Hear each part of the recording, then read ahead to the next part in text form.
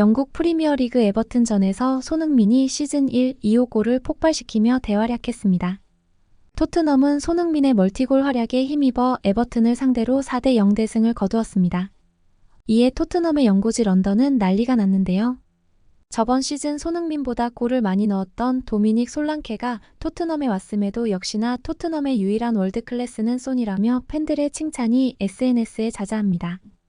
뿐만 아니라 EPL 1라운드 레스터시티와의 승부에서 당연히 이기리라 생각했던 토트넘이 비겼을 때 손흥민의 존재감이 없었다며 손흥민을 희생양으로 삼았던 영국의 스포츠 언론이 겨우 단 한 경기만에 모두 태세 전환을 하였는데요.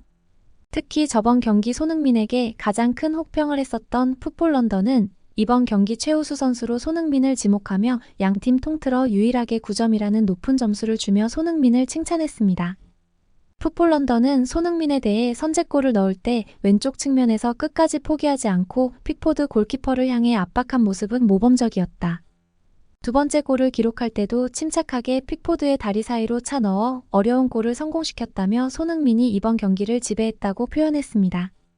풋볼 런던에서 말했다시피 손흥민이 이번 경기에서 기록한 두 골은 모두 클래스 있는 골이었는데요. 특히 첫 번째 골은 스프린트가 매우 빠르면서도 성실한 손흥민이었기에 해냈던 골이기에 더욱 가치가 높아 보입니다. 손흥민은 전반 25분경 에버튼의 수비수가 조던 픽포드 골키퍼에게 백패스를 하는 과정에서 볼의 스피드가 느리다는 것을 눈치채자마자 골키퍼를 향해 스프린트하였는데요.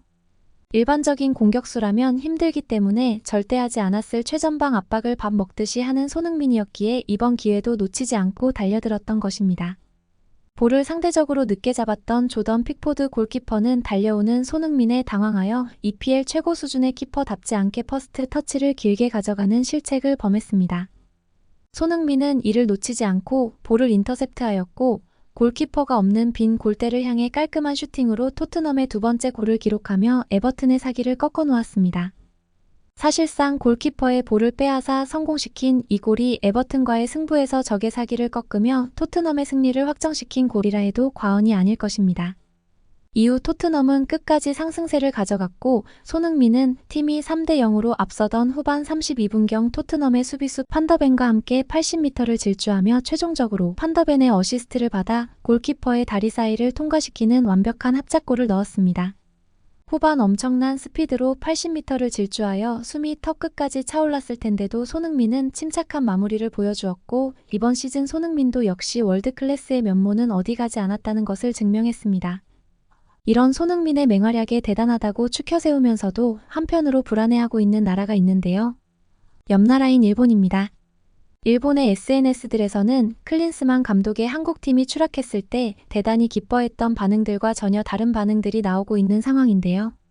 대체적으로 손흥민의 활약을 축하하면서도 한국팀이 다시 강해지려 하는 것을 언짢아 하는 이중적인 반응들이 나오고 있습니다.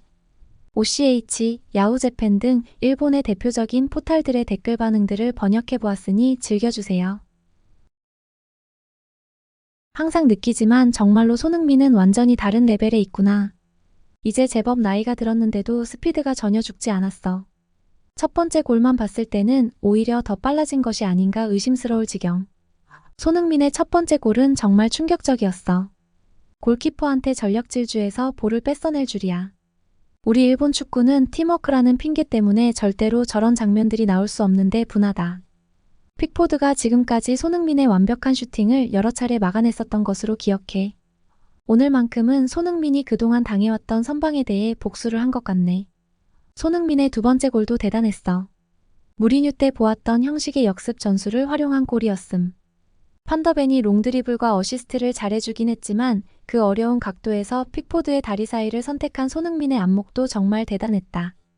솔랑케가 왔음에도 토트넘에서 포스테코글루에게 가장 사랑받는 선수는 확실하게 손흥민. 이건 반박할 수 없을 것임. 오늘 손흥민의 폼은 말이 안 되는 수준이었어. 혼자서 소닉처럼 경기장을 휘저었음. 아시아를 넘어 전 세계 최고의 윙어 손흥민. 손흥민이 다시 살아났네. 한국 대표팀이 다시 위협적으로 성장하겠네 이거. 이런 수준의 손흥민을 보유한 한국팀을 월드컵 때 만난다고 생각하면 솔직히 무섭다. 토트넘은 손흥민이 있을 때와 없을 때 완전히 다른 팀이라고 봐도 무방합니다. 그 정도로 손흥민의 역할이 굉장히 커요. 손흥민의 간결한 슈팅은 볼 때마다 감탄이 나와. 군더더기 없는 완벽한 교과서 슛. 자라나는 일본 축구 새싹들도 이것만큼은 보고 배워야 해. 손흥민이 오늘 두 골을 굉장히 쉽게 넣은 것처럼 보이는데 축구를 조금이라도 해본 사람이라면 저게 얼마나 말도 안 되는 레벨인지 이해할 수 있을 것. 저런 실력을 가지고도 항상 겸손하니 그 누가 손흥민을 싫어하겠나. 우리 일본 대표팀은 국가대표라는 놈들이 사고를 수시로 치는데 정말 부럽다. 야구에 오타니가 있다면 아직까지도 축구에서는 손흥민이 있구나.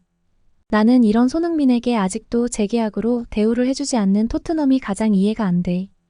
손흥민은 빨리 토트넘을 탈출해서 우승 트로피를 들어올려야 하는 선수야. 이번 경기에서 압도적으로 눈에 띈 선수는 단연 손흥민이었어. 다른 선수들과 레벨이 다르다. 윙에서 스피드를 활용하는 손흥민은 역시 치명적인 크랙이야.